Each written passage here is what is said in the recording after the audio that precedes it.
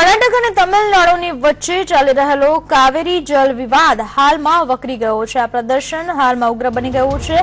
બેંગલુરુમાં કન્નડ સમર્થક સંગઠનોએ લોકો પર પથ્થરમારો કર્યો હતો અને એટલું જ નહીં, ઘણી દુકાનો તેમજ બજારોને પણ નુકસાન પહોંચાડ્યું હતું। પોલીસે ટોળાને વિખેરવા માટે લાઠીચાર્જ કર્યો હતો, જેનાથી ઉશ્કેરાયેલા ટોળાએ વાહનોને આગ ચંપી કરવાની શરૂઆત કરી દીધી હતી। બીજી તરફ રામેશ્વરમમાં કર્ણાટકથી આવી રહેલી બસોમાં પણ તોડફોડ કરવામાં આવી હતી। બેંગલુરુમાં તમિલનાડુની દુકાનો અને ગાડીઓમાં આગ ચંપી કરવામાં આવી હતી।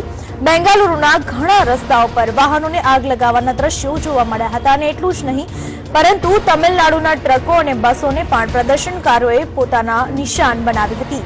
બેંગલુરુમાં પરિસ્થિતિને કાબૂમાં લેવા માટે કલમ 144 લાગુ કરવામાં આવી છે। પ્રદર્શનકારીઓને રોકવા માટે 15,000થી વધારે પોલીસ કર્મીઓ તૈનાત કરાયા છે।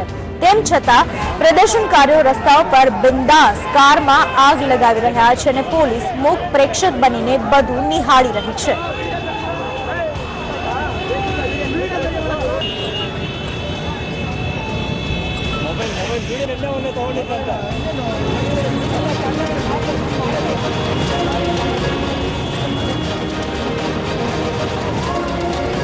ચાલી રહ્યો છે હાલમાં કાવેરી જળ વિવાદ અને પણ કર્ણાટક તેમજ તમિલનાડુની વચ્ચે આપ જોઈ શકો છો, પ્રદર્શન ખૂબ જ ઉગ્ર બની ચૂક્યું છે। ગાડીઓને આગ લગાવવામાં આવી છે, લોકોના ટોળા રસ્તા પર આવી ચૂક્યા છે, ત્યાં સુધી કે દુકાનોને પણ બજારમાં નુકસાન પહોંચાડવામાં આવ્યું હતું। મારામારીની ઘટના સામે આવી હતી।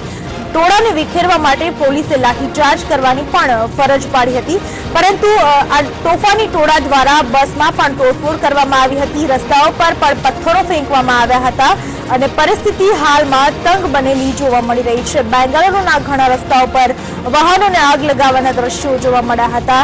તમિલનાડુમાં ટ્રકો અને બસોને પણ પ્રદર્શનકારોએ પોતાના નિશાને લીધી હતી અને તમામ જગ્યાએ તોડફોડની ઘટના બની હતી। હાલ તો આ તમામ પરિસ્થિતિને કાબૂમાં લેવા માટે કલમ 144ને લાગુ કરી દેવામાં આવી છે અને 15,000થી વધારે પોલીસ કર્મીઓને તૈનાત કરી દેવામાં આવ્યા છે અને છતાં પણ રસ્તા પર હજુ બિંદાસ આ રીતની ઘટના બની રહી છે અને પોલીસ જાણે કે મૂક પ્રેક્ષક બની રહી હોય તેવા દ્રશ્યો હાલ તો સર્જાઈ ચૂક્યા છે, કારણ કે પોલીસ કરતા પ્રદર્શનકારીઓનું તોફાન વધારે જોવા મળી રહ્યા છે અને રસ્તા પરના આપ દ્રશ્યો જોઈ શકો છો, તેના પરથી જ કહી શકાય કે કેટલી હદે પરિસ્થિતિ કાબૂની બહાર જતી રહી છે।